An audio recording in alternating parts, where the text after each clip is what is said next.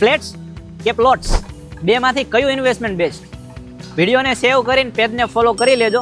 ચાલો સમજાવું. તો 3 એવા મહત્વના મુદ્દા વિશે આપણે વાત કરીએ. એપ્રિસિએશન, ફ્રીડમ અને અર્નિંગ. તો પહેલું છે એપ્રિસિએશન. એપ્રિસિએશન એટલે વધારો.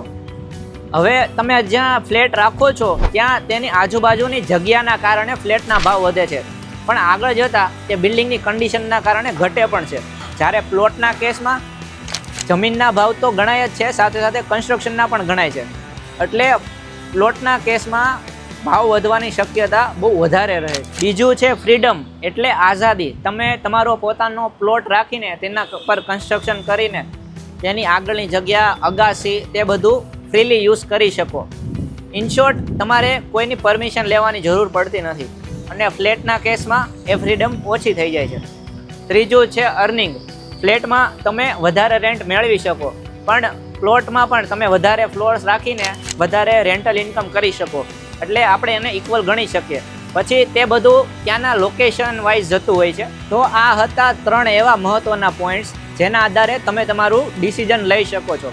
જો માહિતી ઉપયોગી લાગી હોય તો મોકલી દેજો તમારા મિત્રોને અને પેજને ફોલો કરી લેજો. મળે એક નવા ટોપિક સાથે.